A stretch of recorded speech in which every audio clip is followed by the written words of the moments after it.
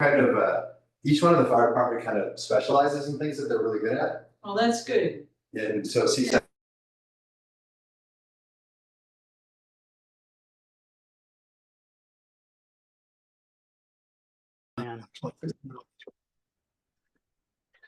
Well, hopefully everyone's enjoyed our little conversation here. I imagine they could hear. Stop. all of That's it, weird.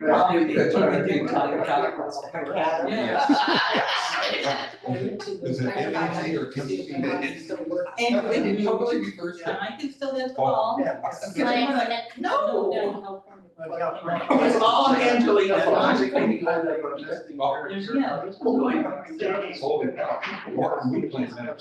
Okay, it is 6 o'clock.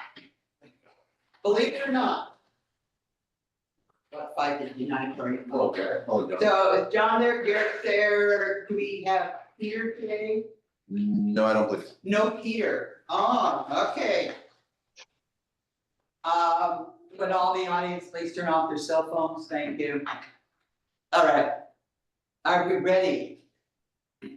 Staff, are we ready? We got the recorder on?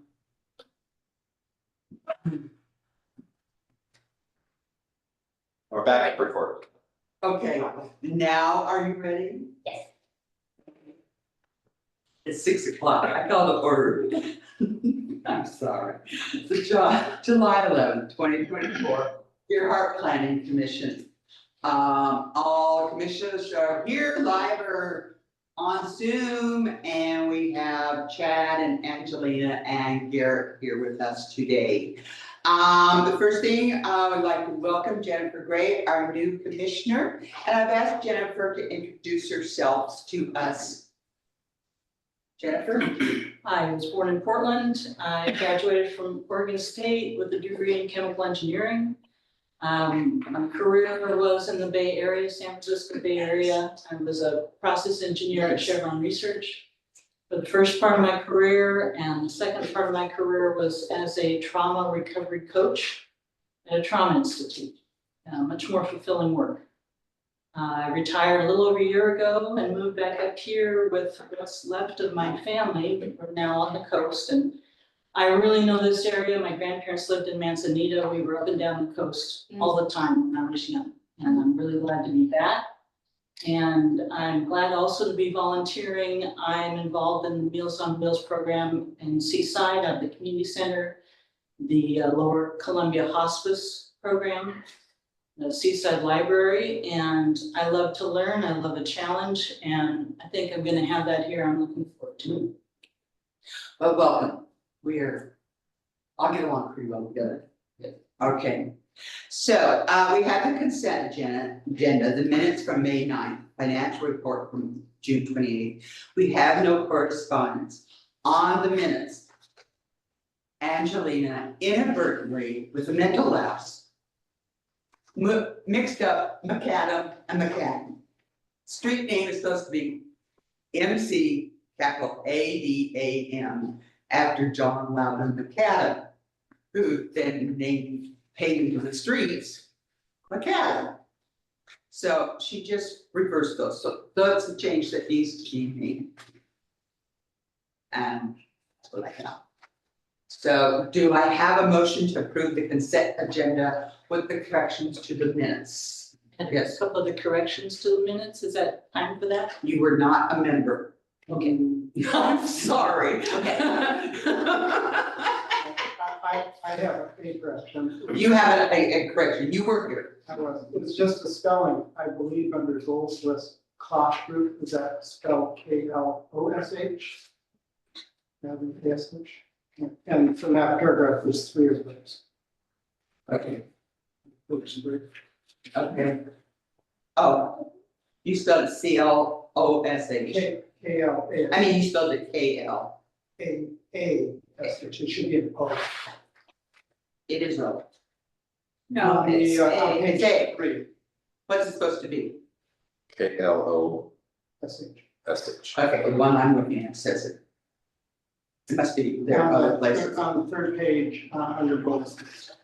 Oh, okay, yes, it was a clash rather than the approach, over here. Okay. Oh, okay. Did you have another one? I'm just wondering, let's see. Here.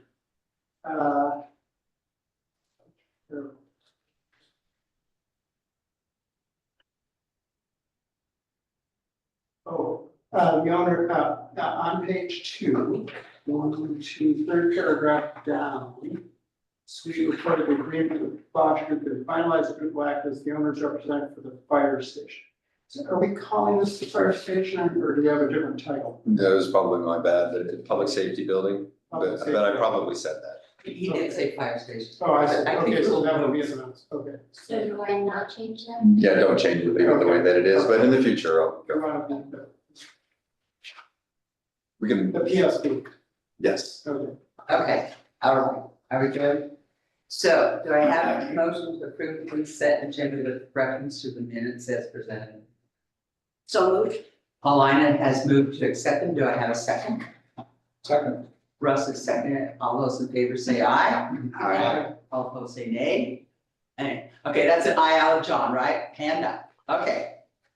I forget you're there. I'm sorry, John, but I know you're there. Okay, so we have reports, first from the staff on Clatsop County Goals 16, 17, 18, and Senate Bill 1537. As a side note, I'll say today, as you notice, we don't have public hearings, we don't have unfinished business. So this is mostly going to be other people informing us tonight. So we can ask questions for clarification.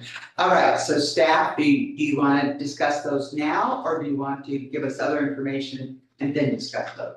I would like to go ahead and give just some other quick information, if you don't mind, and then Garrett is going to be talking about those items there.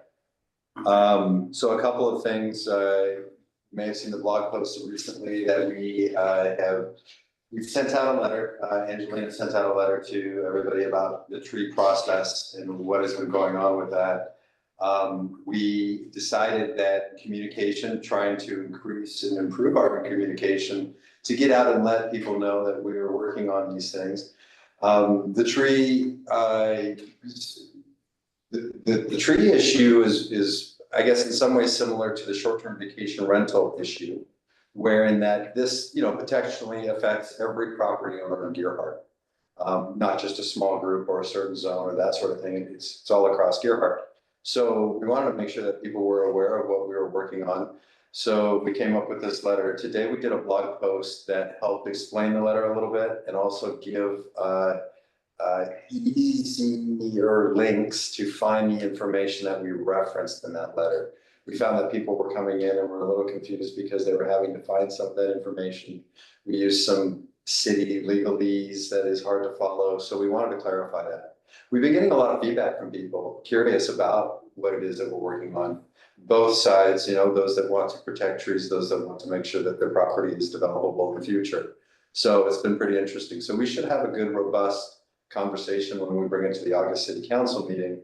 And then that way we can make the best possible that affects that and how it affects everybody. So that is going well. Again, in August, it's going to be on the agenda. Councilor Sharon Clockford is working on making some potential changes to bring to the council. So we'll see what those come out. She's working with our attorney on that. We'll have more to report, but we expect that to go pretty well. Good conversation. The other thing that I wanted to update you on is the Klosh Group. And we have a meeting with the Klosh Group as staff. We have 2 counselors in there as representatives to kind of keep an eye on what's going on and to add some input here and there. I just wanted to, there's been a lot of hubbub online about what decisions have been made and what decisions haven't been made. I just want you to be very clear that staff and the 2 council members that are involved and everything, we're being very careful to not make any decisions at all. What we're doing in these meetings is we're just getting the staff information put together about what the ground looks like before we work on it. Some information about the current building, information about other properties available around Gearhart, just to have those out.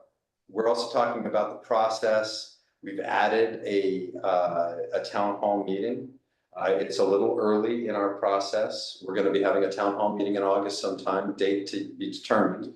That town hall meeting will be to introduce Closh, to talk about what they do for other communities, what they're doing for us, and just to kind of give them an idea of the process that we're going through. But I just want to make sure that with some of the Facebook posts and that, no decisions have been made by the city. We really learned a lot of lessons. We learned a lot of lessons over the last election, and we're trying to take those into consideration moving forward. So we'll have the August town hall meeting. Through that period of time, we have issued an RFP, a request for proposal, for companies to come in, architectural and engineering firms, to assist us on getting all of the information down as it is. The location that we have currently, any other locations that we have in town, and they will help us take a look at the sites. The site that we have here locally is challenging because we have Public Works, City Hall, and not a lot of land. So we're gonna have to get through that process. But I wanted to, there's a portion in the RFP, and I just wanted to kind of read this portion of it here real quick, that people were very concerned about. And this is project location and community engagement. And this is a paragraph that was written in this. And it states the exact location for the new public safety building has not been determined. That is the first line, and that is absolutely true. We have no predetermined location. We're wanting to bring this to the community and to have them help us make those determinations. We think we know that people really want to have the location the same, but there's still a lot of people around town that would like to have some more resiliency and to put it in another spot that would be out of tsunami. So we're trying to honor them as well. So the exact location for the new public safety building has not been determined. The community input is essential in deciding where the facility should be located and how much resiliency will factor into the preferred location. Although the site of the current fire station is the popular choice, it presents several logistical and resiliency challenges that need to be thoroughly examined. The secondary but unpopular location is using a portion of the existing park at the intersection of Pacific and Marion. That's the Leslie Miller Park, right? As utilizing a portion of the park is a non-starter for many residents, the city is also actively searching for a third suitable property. If the third property is found, then the park location will not be evaluated. As most of Gearhart is either developed or located in the tsunami inundation zone, finding an alternative location has been challenging. The current fire station location is predicted to be affected by medium tsunami and the park location by a large tsunami. The city is committed to examining 2 site options, right? We at least want to give some choices to people. We're trying not to say that, okay, the only place that we're going to look at is the current location, because we haven't really had the chance to get that conversation through the community again. And I don't think we were effective in doing it the last time we tried. The city's committed to that, but objective information to the community through the engagement process. The community engagement process will put forth a recommendation to the city council for a future bond measure. No decisions have been made about the future proposed bond, but for planning purposes, those teams should factor in an anticipated ballot measure November 2025 ballot in the range of $10 to $15 million. So a lot of people were concerned that we were considering the park, but I'd like to say that we're really not considering the park. We're just trying to have all the options available for the public to consider. So if there's any questions or concerns about that, or kind of what's going on around town, I just wanted to be clear that we haven't made any decisions. This does need to be a public process. We'll get there. It's going to take us a little bit of time. Our next goal is to hire an architect to help us really dig into site location, available space, costs, what it is that we want, and how we would develop this process, this product, depending on where it's located. So I don't know if that clears up for anybody, but there's a lot of concern in the people that the city has determined that the park is a location for us to consider. We're not. We're just trying to make everything, keep it open and non-biased communication. So that's from our standpoint, that would be the best process to use. But it's creating a little bit of angst out in the community. And so I just wanted to make you aware of that. Okay, thank you. I appreciate you putting out what you did on the blog today, because I got very tired of explaining what it was that was going there. And in the reserve, most of our trees are about this big around. Yeah. And I kept saying, it won't affect us, it won't affect us. I would encourage you to put out that connection to the blog on the community, you know, whenever you can, when it's appropriate on your communications, because there's a lot of people that moved into the community. We've got a lot of new neighbors and they don't know anything about it. Yeah. Just keep encouraging, because it does have good information. Yeah, it does. And we've got about 2,000 people that are subscribed to the blog. Yeah. And that's pretty good for our little town, but many of them are outside of town. There are new people, so thank you for that. Right. Okay, copy that. Any questions for Chad on the vice chair with us? Eric, Jeff. Just want to be clear on what you were saying. I'm in full agreement with what you were saying, but this, I think it seems to me, I'm interpreting what you're saying, the city is considering the park as an option. I mean, it's within the realm of consideration, right? It's within the realm of consideration. We know that it's generally unpopular. But if you don't find a third alternative site, for the moment, a comparison would be between the current location and the park. It's in the realm of possibility, right? Yeah, I think that's accurate. But it sounded like what you were trying to say was the city's not, because people are concerned about that on social media, that the city's not considering the park, but it sounds like the city is at least willing to consider the park as an alternative. Yeah, well, I guess when you say the city, that's the interesting part. Maybe there's a better way for me to explain this. The city's just trying to give the public as many options as possible for the public to help us make that decision. Right, and one of those possibilities would be the park. True. So isn't it also the engineering firm that's making the, Right. is putting the park up as an option, which it should.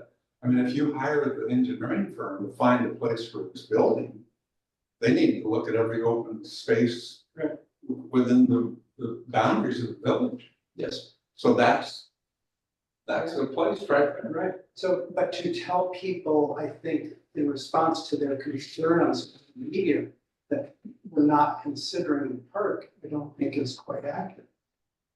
Correct. Okay. The park is within the realm of consideration. Yeah. Yes, it is. So I think we should just be honest about that. I mean, it doesn't mean it's happening, but it's going to be evaluated. It's going to be evaluated. Okay, no, I think that's a better way to put that. Thank you. Kind of the way I read it Yes, is. yes, Dawn. Thank you.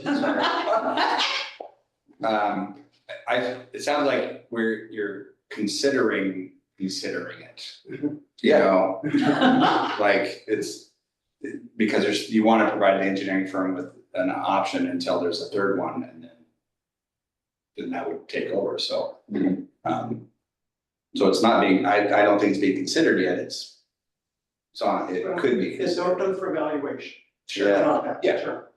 Yes, Paulina. Wasn't it put in the RFP as pretty much the way I read it was, this is the only other piece of property the city happens to own? Yeah. I mean, that's really it. And my question would be, does the park meet the tsunami inundation zone requirements? No, but it meets it, maybe a little bit better Well, as I it's know it's out. better, it's higher ground, I It's got on that, higher ground, yeah. it's not higher ground. It's difficult to communicate. So thank you for those ideas. I think that kind of helps me out a little bit too. Okay. Anything else? Okay, did you have anything, Angelina, for us today? No. No. How about Garrett? Garrett, do you have anything to share with us today? Yes, I wanted to review a few things with you. The first isn't indicated at all on the agenda, but it's just a reminder that we've updated the Gearhart zoning ordinance PDF document that's posted on the webpage. And I believe that Angelina has distributed it to you all as well.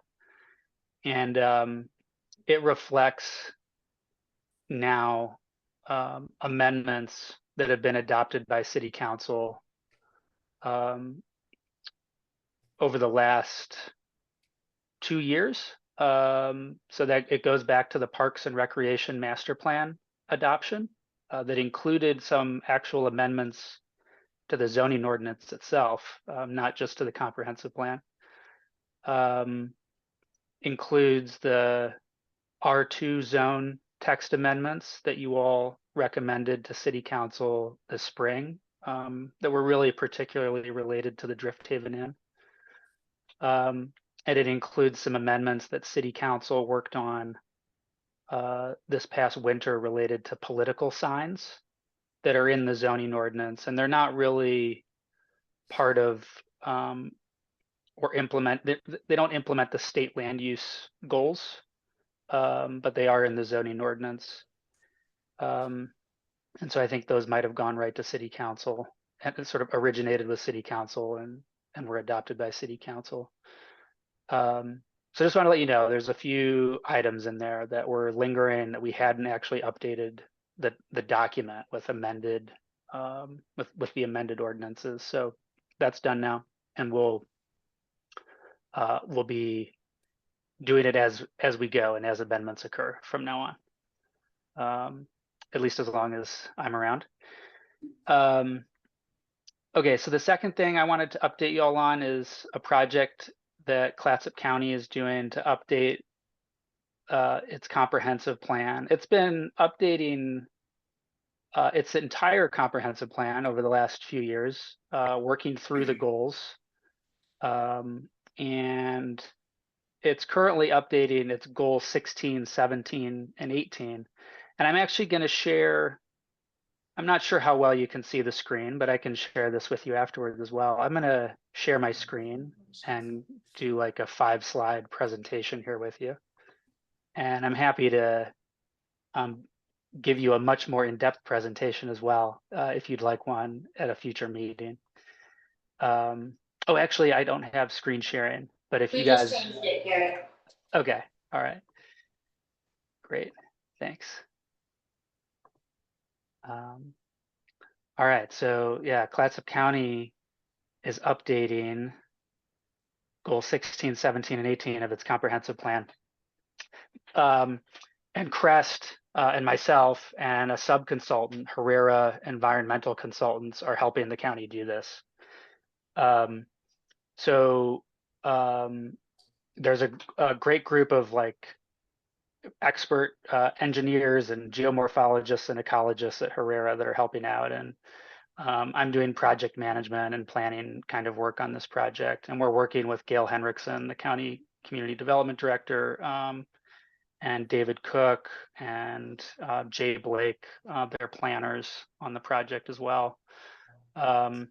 So just wanted to review some basics of the project and how it relates to the city of Gearhart, or how you all could be involved as individuals or as planning commissioners. So goal 16 in particular relates to estuaries, particularly aquatic areas up to the head of tide. And so that includes the Columbia River estuary, and the plan also is going to address the Nicanicum and Ecola Creek estuaries. The plan update also pertains to goal 18, beaches and dunes.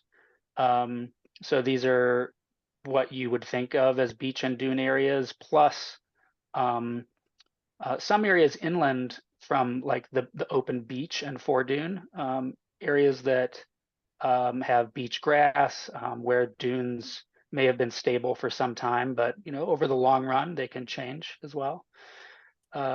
And it also pertains to goal 17, coastal shorelands, and coastal shorelands relate not only to estuaries, the land immediately surrounding estuaries, but also some coastal areas overlapping beaches and dunes. Particularly environmentally sensitive areas in and around the beach and dune environment and surrounding estuaries. And so, your comprehensive plan addresses each of these state land use planning goals as well. And our zoning code implements those elements of the comprehensive plan. So we've been working on reviewing existing plans, state rules, putting together information on how the county might want to consider focusing its resources in the plan update over the last several months. And we're starting to transition now into developing some draft recommendations, draft policies, and updating the county's maps for goal 16, 17, and 18. Our original project schedule had us finishing this by this fall, but it looks like we're going to be taking until early 2025 to wrap up the project. We've had one public meeting in person this spring in Astoria. We're going to be having another public meeting online around the end of the month or early August. We've also had a technical advisory committee meeting online, and those are open to the public, although the intent is to give a group of technical advisors an opportunity to weigh in on the project. We're speaking with stakeholders, which can be anyone that we've identified that we think has an interest in the plan, or anyone that reaches out to us to just tell us that they want to learn more or that they have something they want to share. The Clatsop County webpage has some basic information on the plan update, and it'll have information on like the next meeting, links to relevant documents. David Cook is the sort of first point of contact at the county. And as your planner, you can of course just reach out to me if you have any questions. I'm also happy to speak with you or anyone that you tell about this project. And just a couple more items, and it's just to give you a little more information on the scope of the project. So for all three of the goals, the county is really interested in focusing on whether or not there's consistency issues between the state land use planning goals and related rules and laws at the state level and the county's comprehensive plan for goal 16, 17, and 18. So they want the update to focus on issues where we're potentially not compliant with the state land use planning goals or where there's friction or conflicting guidance. They're also interested in addressing climate change impacts and natural hazards and new information that's been developed, over the last 30 to 50 years on those topics, because that's how long it's been since they've updated goal 16, 17, and 18. And we'll be making policy and regulatory recommendations and updating their plan maps. For goals 16 and 17, there's really a focus on making recommendations for estuary management plans and the dredge material disposal plan for the Columbia River estuary. And for goal 18, there's a bit more of a honed in focus on addressing like erosion control in beach and dune areas and cable landings. For what it's worth, that's a whole sort of topic of its own. There's no cable landings proposed for Clatsop County at this point, but I'm happy to share more information with you all on that if you want to learn more about it. So for the city of Gearhart, I think, just as a citizen of Clatsop County, for example, like anyone should be interested in learning more about this. There are some potential areas where we're thinking about consistency and implementation issues at regulatory or jurisdictional boundaries, like the boundary between city of Gearhart and Clatsop County, how beach and dune management across the boundary, like if there could be any issues with inconsistencies or different approaches around the boundary area. And then finally, so this plan is going to make recommendations on the Nicanacum River Estuary Plan, which is a plan that in Oregon, all the counties control these estuary plans, and they're sort of high-level plan and policy documents that then cities go and implement and adopt themselves after the plan is done. So while we're not actually updating the Nicanacum River Estuary Plan,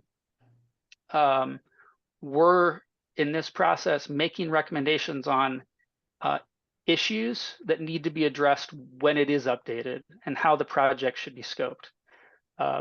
there are some other counties that have updated estuary plans in recent years, in 2 cases, and they took several years and multiple times the budget that we have for this project to do a single estuary. And we're doing Oregon's largest estuary, plus 2 more. And so we're not actually updating the estuary management plans, but some of the most important planning decisions that ever get made, I would say, are done in the scoping of a project before the planning process even gets started. So if you, as a planning commission or individuals, want to learn more about the Nicanicum River Estuary Plan, how it relates to our ordinance, and ways that the plan could be changed in the future to serve the city of Gearhart better, this is a good time to get involved. And I think I'm going to leave it at that for now. I'm happy to, present on this again or at every meeting if you'd like to, and happy to take questions or discuss it as y'all would like. Yeah. Do you have, anyone have questions?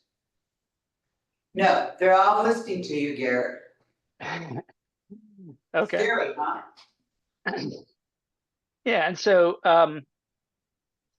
yeah, it's obviously not your last chance to ask questions or be involved in that. So I'll move on to State Bill 1537. I just wanted to share this with you. This is a bill that was passed in May of this year, and it, excuse me, it's aimed at addressing the state of Oregon's land housing shortage, and it does a variety of things that we shared with you in sort of a summary informational sheet from the Department of Land Conservation and Development, DLCD. And I wanted to just highlight a few of them. I think everything in this document is potentially of interest. It's all interesting to me. It's all potentially of interest to you. But I wanted to highlight section 37 to 43, which is on page 8 of the PDF document. And it's about housing land use adjustments. So starting in 2025, cities are going to be required to offer adjustments from quantitative dimensional standards in the zoning code for specific kinds of development. So basically the idea is like if there's an affordable housing development that wants to get a minor reduction in its side setback from, let's say, 15 feet to 10 feet, then cities are going to be required to give that adjustment, where in the past that would typically have to go through a variance process, and unless there's extraordinary reasons, that request is denied, and so that's going to be something that changes starting in 2025. There's more information to read about here, and I don't even have all of the information down myself. Like I have to review this more and study it, and the state of Oregon is going to be providing more specific guidance as well in the coming months. So you can read more about that one here. And then the other one I wanted to highlight, sorry if I'm giving you any whiplash here reviewing this, is related to limited land use decisions. So in many jurisdictions in Oregon, there's some decisions like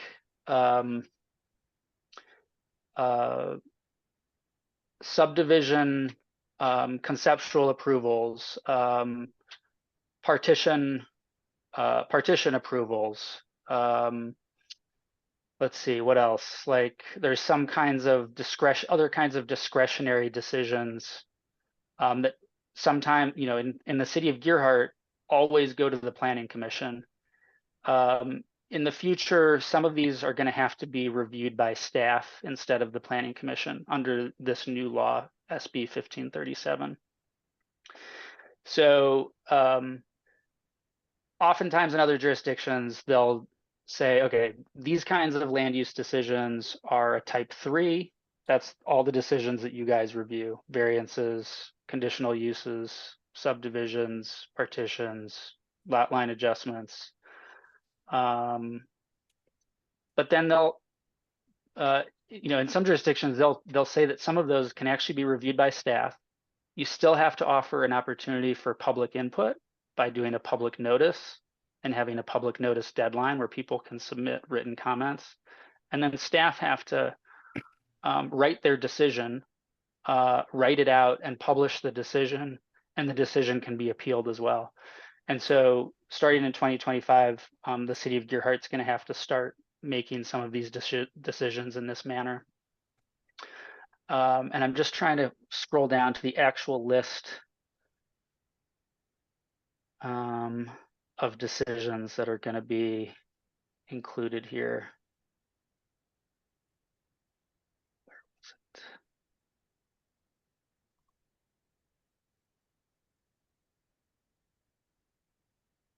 Oh.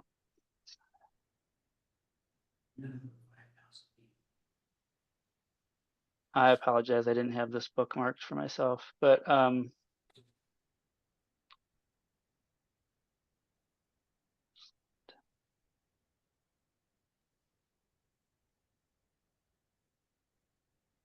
okay.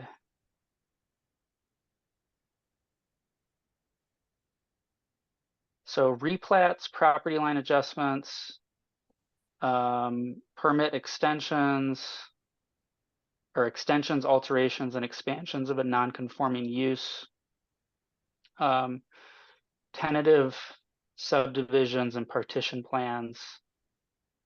So these are going to be some decisions that are going to be made by staff going forward. Variances, conditional use permits, those will not change. Those decisions will rest with you all. And then rezones, comprehensive plan amendments, zoning ordinance text amendments, those will remain with city council with a requirement for you all to hold a hearing on them before city council makes a decision.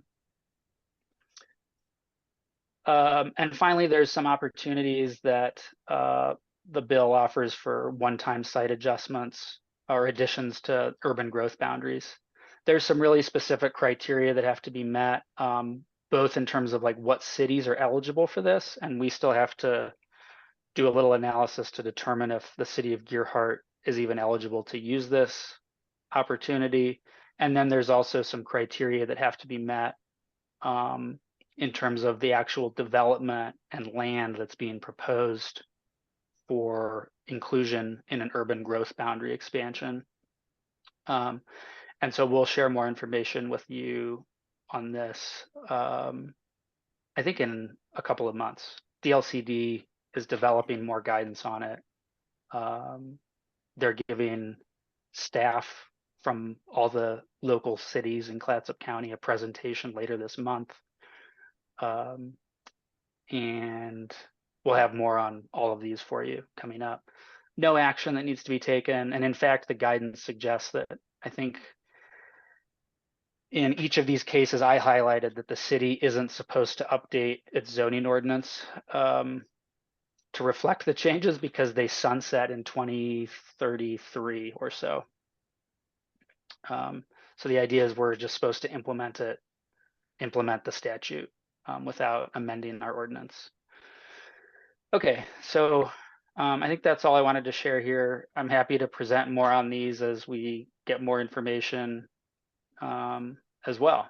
If you all want to highlight anything of interest now or in the coming days or weeks. Garrett, this is John. One thing I think that would be useful related to this limited land use decision. Share so we can see it. What? Oh, there you go. Sorry about that.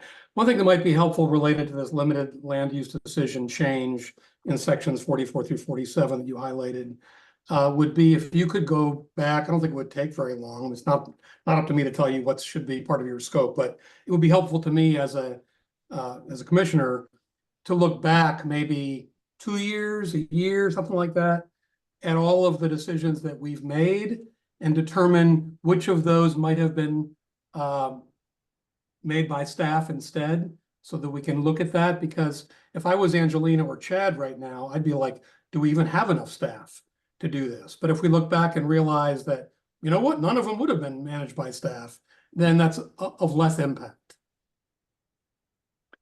Sure. Yeah, we'd be happy to summarize that for you. I mean, the answer is not many. I've been here now for, I guess it's a year and a half almost with y'all. And I think we're about to process perhaps our first partition. We haven't done a subdivision with y'all.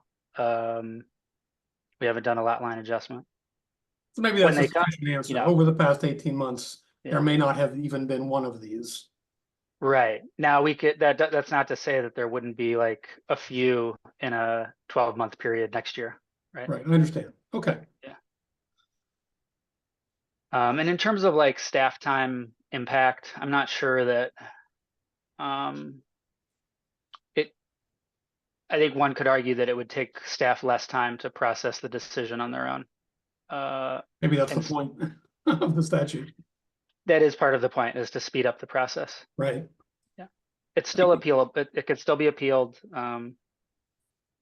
So, yeah. Got it. Thank you.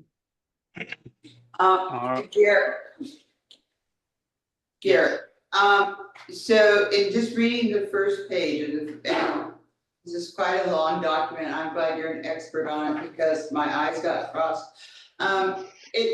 Number 2 on the first page says, a one-time option to add or change urban growth boundary, which we have been talking about in Gerhard. So I saw that really important. But it says through an expedited process to build affordable and market rate housing. How do they take the terms of affordable and market rate housing? Is there some magic formula they're using to figure that out? So they're gonna have to be more specific with their guidance, and they're developing more guidance on what kind of affordable housing is eligible. And I'm not an expert on it yet, right? Like I'm still learning what's in here and what it means. And even DLCD staff from the state of Oregon will tell you that they're still working on interpreting the law and being able to provide cities with consistent guidance. They're working on it now. They're going to be more specific in a presentation in a couple of weeks that we'll get. And they certainly need to be more consistent by January 1st of 2025 when when cities become eligible to use this UGB addition process, and when some of these other requirements from the bill kick in.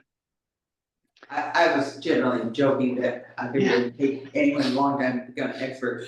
It was just my concern in that they're applying it to the whole state, where you get to like coastal areas where people want to live at the beach and then the house prices are so elevated. And it will be interesting to see how they figure that out, I guess is what I'm saying. Oh yeah, so I can say that the affordable housing, like when it comes to all of these state rules, when it comes to the funding sources for government funding sources for affordable housing, they do take into account local market conditions, both in terms of the local housing market and local household incomes. Now, it's not when I say local, I mean, I think it's like based on the county, or potentially even an aggregation of a few counties. But we'll share that with you when I have more specific information. Okay. Yeah. Do any other commissioners have questions for Garrett? I just have a comment. Ryan has a question. It's not so much a question as a comment. When I think about affordable housing, like you read all these snippets about people who are working in Cannon Beach, but they live in Napa. Or various, situations like that. And so the ability to get to work without spending a half hour, 45 minutes, or sometimes 2 hours on Highway 101, that would be a criteria to me as far as affordable housing, talking about housing for the people that actually work here, not retire here or not, but actually have to get someplace at a certain time and. Yeah, I don't know, just a comment. I mean, Yes, Don. didn't the Clatsop County Housing Report, I don't remember exactly which organization did that. But didn't they pretty much come out and say that there is, because of the land values of Gearhart, affordable housing doesn't even fit here? I mean, something like. Pretty much non-existent. It's non-existent and it's just in the future, it's not even viable. Is that? I think that'll be a question that Garrett will need to work on. Yeah, I mean, I wouldn't write off the city of Gearhart quite so simply. There's truth to that statement, certainly, like that's, I think, a common sense observation that providing affordable housing in the city of Gearhart is gonna be more challenging than some other parts of the county, but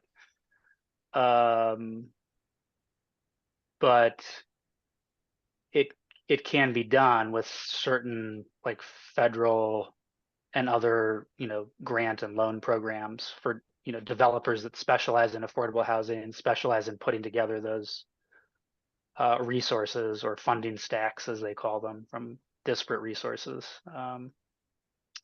It can be done. Land availability is a big challenge. But I think there could be some opportunities, so. All right, excellent, all right. So that's all we have on that particular subject, we'll be back to you in a few minutes. Commissioners, do you have anything that you would like to share with us tonight? Looking, nothing. We have a goals list, are there anything that has caught your eye that you'd like to change or leave as it is? I have. Yes, Brian. I saw wherever it is, system development fees is on, it says staff to do. Item 1, priority 2. Yes. Is that something we should be working on? I think soon, it seems to be percolating and something that we need to accomplish. Should we put it on our list instead of the staff list? Or is it a staff thing? I think we have to wait for the staff to have something. Is that what you're saying, Chad? Because it's been sitting there for some time. Yeah, I talked to Peter Watts, the attorney, about this just a few weeks ago. And he was gonna begin putting together some information because this is also a concern of mayors. And would like to start talking about it. So I can talk to them and then look at the procedure, how to get that through, and then I'll be able to report more as we move forward. But I think that it's an important piece. But we don't want to add it to our list. Or is it on our list? Should I take it to be on our list? It's on our list, but Under staff. It's under staff. it's in the future, Lightning. We'll get there. Right, Chad? Yeah, I think that, that would be something that would be good to start working on in the late fall and winter period of time. When things come down a little bit, but it is a priority. Anything else from any other commissioners? All right, moving on, visitors' comments. Tom, do you have anything to say? I don't think Tom has anything to say. No, not hearing anything. Okay, so we have no public hearings, we have no unfinished business. So Garrett, would you like to explain the flood hazard overlay zone amendments, this very thick document that you decided to share with us. Sure, I assume you're going to report on it. yes. Okay. All right, so tonight is a introduction to an item that will be coming before you in the coming months. And we can have as in-depth or light of a discussion as you'd like tonight. So just wanted to start with that. So to introduce the idea, City of Gearhart has a flood hazard overlay zone. It's one of the several overlay zones in your zoning ordinance. The purpose of this one is to protect life and property from flood hazards, particularly from flood hazards that have about a 1% chance of occurring in any given year. That's what people typically refer to as, the floodplain, quote unquote, or the flood hazard area. It's oftentimes refers to the 100-year floodplain, or in other words, the 1% chance floodplain. So on Gearhart's online zoning map, we have a flood hazard overlay area that's defined that you can explore. And then in our zoning ordinance, we have text on what kinds of development can and can't happen under what circumstances within that area. And the flood hazard overlay zone implements state land use planning goal 7, natural hazards.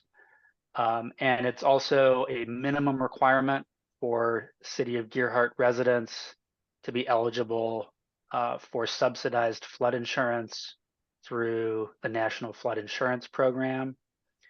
It's a minimum requirement. You have to have an ordinance like this in order to get certain grants and loans from the federal government.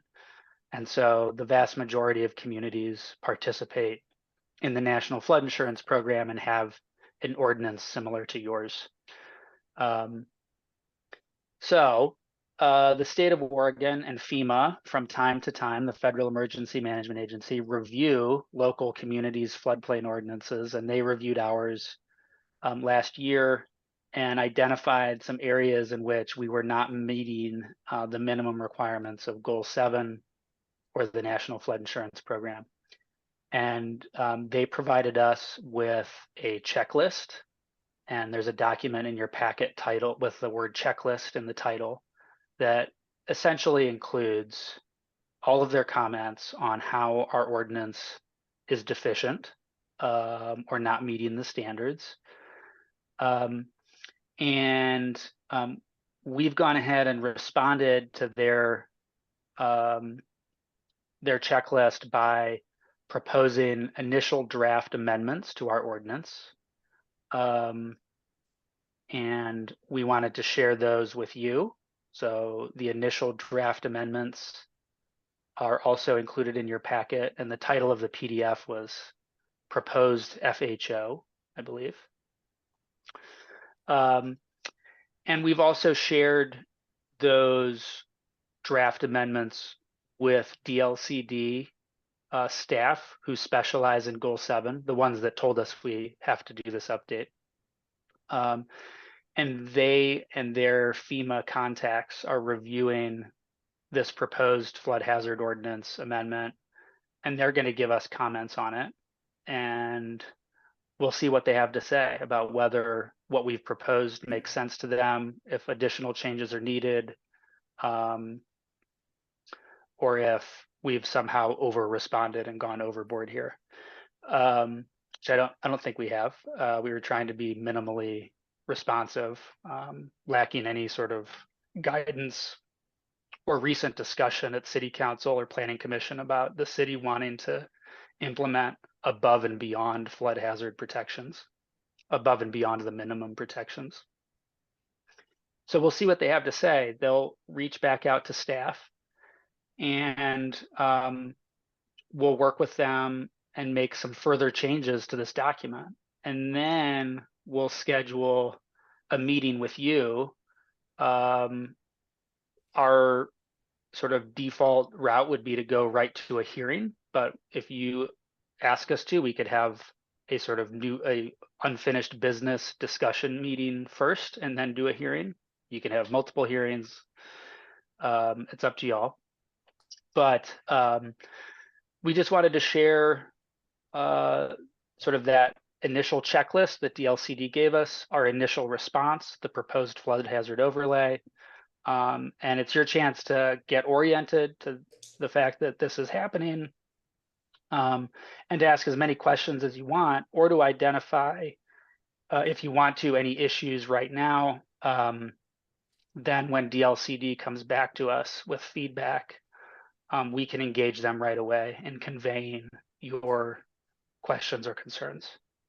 But we'll do that either way, you know, as directed going forward, from later meetings, if they don't come up, if your issues or concerns don't come up until later. So not asking for any action tonight. It's just an introduction to the flood hazard overlay ordinance. And I don't think there's like a single theme or major thing that came up that's changing. The idea is really that somehow, I think at least several years ago, when the zoning ordinance document was updated, it seems like maybe some pieces went missing, and that happened quite a while ago.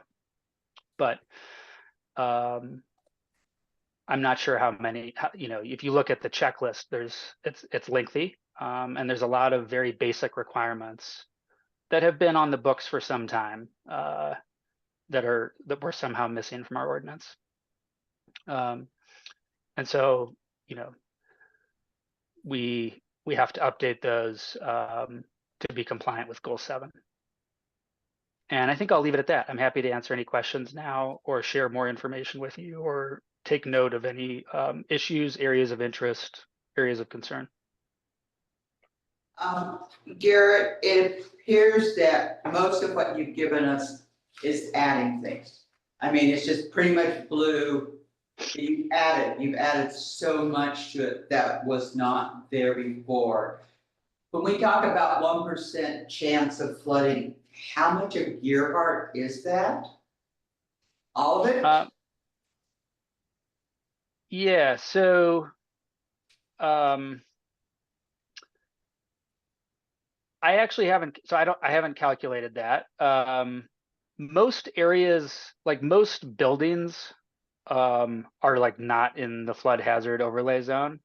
I'm happy I could do this in just about a minute, is pull up the online map for you all, or I could share it with you by email after the meeting, depending on what you prefer. But let me see if I can just pull it up real quick here. So I ask a question real quick. Yes, Garrett, yes. so Garrett, is that one of those issues with the base flood elevation? The fact that is missing makes things challenging to determine that, or? No, the boundary of the flood hazard overlay zone is set and it's on our map. So I just need to pull it up to show you. And it might be hard to see based on the size of the screen on the other side of the room there, but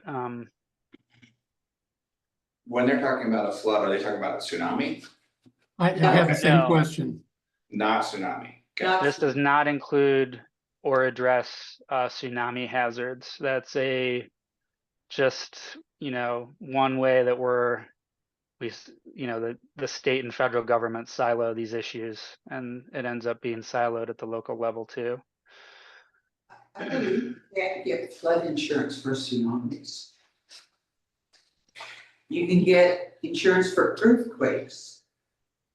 If a tsunami happened, not for the minute, I was gonna set my house on fire, because I have fire insurance. Brilliant. Because I did check it out, I don't think you can get tsunami, you can't get insurance because they have nothing to base it on. They have no statistics. But you can get earthquake insurance is fairly expensive. Really? Yes. Okay, so I'm about to share my screen again with you, I'm and curious about this. it's just to illustrate. You obviously are not going to be able to see details here, but just if you can notice the yellow boundary, right? The yellow city of Gearhart boundary. The areas that are in blue within that boundary are in the 100-year floodplain. So most of the city is not within it. I guess this light blue or gray area would be considered that as well. And So then the pink, basically along the creek and then to the east. yeah. And then the ocean flood hazard area is in pink. And the city of Gearhart, the state of Oregon, has other development prohibitions related to dune stability that basically in the city of Gearhart make it so that there's very few structures that at this point have any sort of overlap with the flood hazard, the ocean flood hazard area. The condominiums do come closest. I forget what the name of the Windward west. Yeah, so there's a sort of a breach in the dune here, and the pink flood hazard area comes a little bit further inland and gets a little closer to these buildings. But so this is your flood hazard overlay zone. From time to time, typically like over the course of decades, FEMA and the state of Oregon update this map. It comes from highly technical analyses that are performed by the federal government and their contractors. There is a public input process. There's an opportunity for local governments to provide unique local information and input to affect the analysis results.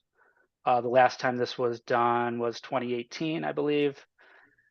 So in the future, this map will change. But it's not like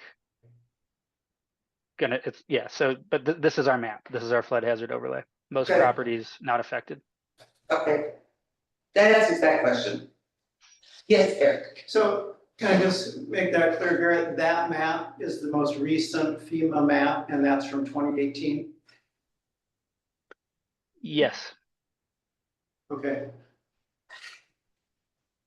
During that process, we actually lost flood zone, then went to a more accurate way of determining elevations. And it went down. And it went in some of them, we gained a few spots, but the net was a Right. loss. A lot of communities got hit very hard about that. Yeah.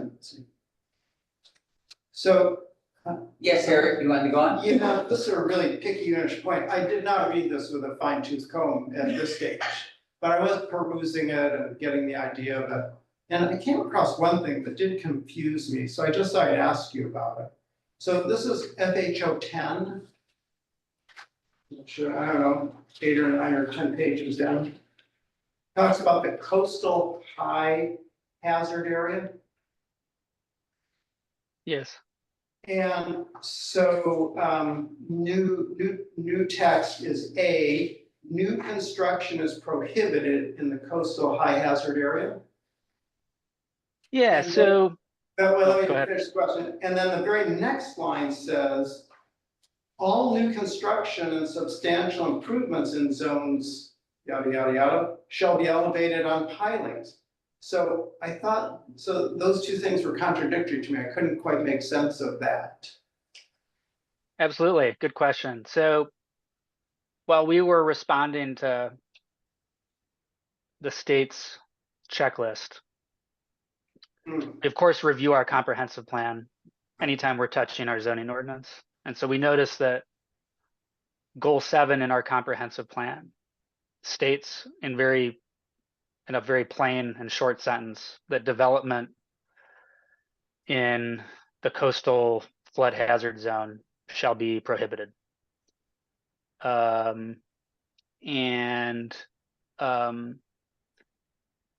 so we wanted to get DLCD's input on whether that conflicts with any state land use planning goals.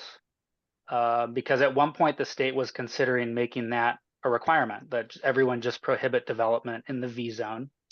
The V zone is the coastal flood hazard zone. And they backed away from that requirement. And we thought that we couldn't recall the particular outcome, but we thought that potentially this City of Gearhart comprehensive plan prohibition could actually be in conflict with state statute or state land use planning goals. We wanted to get out ahead of it, get their attention, and get them to respond. And so we included this language implementing our comprehensive plan.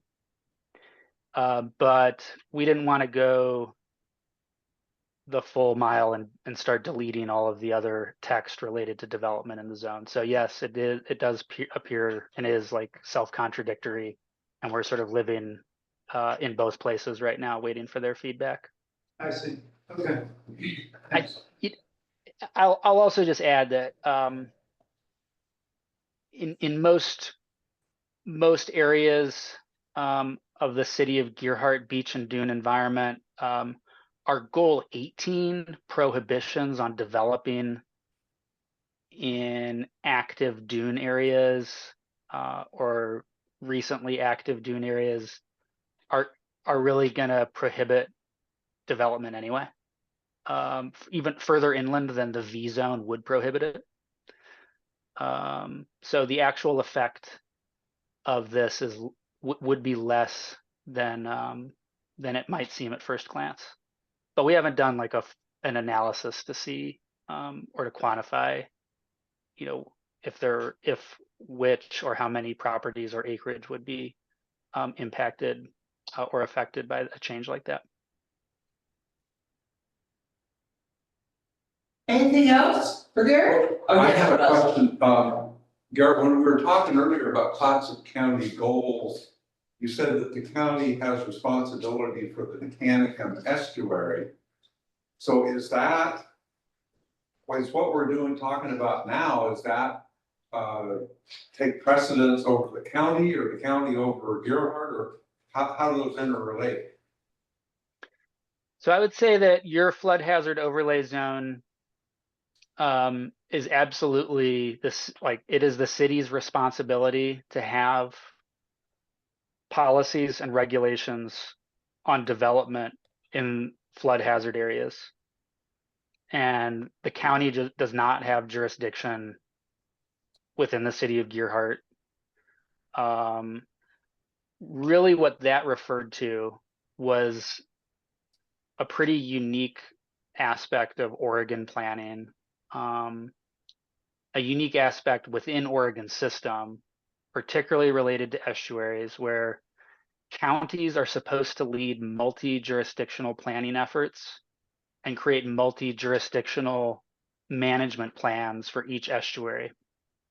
And then the cities and counties, the cities and the county are supposed to adopt the plan into their comprehensive plan and implement it with their zoning ordinance. And the idea is that the state just didn't want each jurisdiction coming up with its own plan. It was a way to really make sure that coordination was occurring as to estuaries. And flood hazards do come into play a little bit with estuary management, but goal 16, the emphasis of it is on natural resource management, preserving opportunities for development that really depends on a water location. It's more relevant to the Columbia River. Think about like marine terminals, aquaculture, things like that, and making sure that those opportunities don't get wasted with, condominiums in a place where there should be, a Coast Guard station using the shoreline. Yeah, fine. Yeah.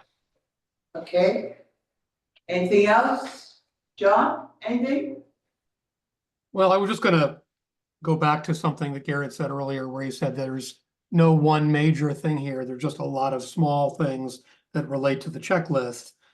Is there anything, Garrett? I mean, this is a lot to review. Is there anything in here that could affect individuals in our town that you want to highlight? Is there anything very more substantive than perhaps just a minor text change that impacts nobody? Yeah, so I think I'll try to highlight a few items for y'all the next time that we review it. That would be helpful. I think since this is basically reflecting minimum requirements, if anything, it should make development smoother, because like we'll know that we're implementing the right rules. Like I haven't processed a floodplain permit in the city of Gearhart, but if I had, I would start reviewing our ordinance and I would think to myself, wait a minute, why aren't we requiring this? Because it's required everywhere else. And it could potentially like trip me up, trip the applicant up, and create ambiguity in the process. So I think this is going to be a good thing. We're just meeting the minimum requirements, but I'll highlight some areas where I think might be particularly notable next time. Yeah. And then just one further clarification. We have to do this because if we didn't do this, then people who do live in that overlay zone, that flood zone, whatever you called it, V zone or whatever, the blue section of the map along the creek, they would not be eligible for flood insurance if we were not in compliance with what we're supposed to be doing per the commission, right? Yeah, actually, no one in Gearhart would be eligible for flood insurance, and people outside of that zone might want to get it too. Okay, so we have to be in compliance, and Yeah. we have to be in minimal compliance because we don't want to overshoot this. Yeah, and in some states like Oregon, you have to do it anyway. Even if you don't want to participate in the National Flood Insurance Program, State Land Use Planning Goal 7 basically makes it so that you have to do this. In Washington, you have to do it anyway also, regardless of the federal insurance. Yeah. Okay, clear. Okay. All right, well, thank you, Garrett, for your presentation. We will wait for further developments, I guess. With bated breath, Eric says. Yeah. Do we have any concerns of the commissioners tonight? We do not have a land use attorney today. We have worked through our agenda. It is 7:11 and the meeting is adjourned. Good night. Hi, Jared. Night, all. Bye, John. Good night, guys. Very formal.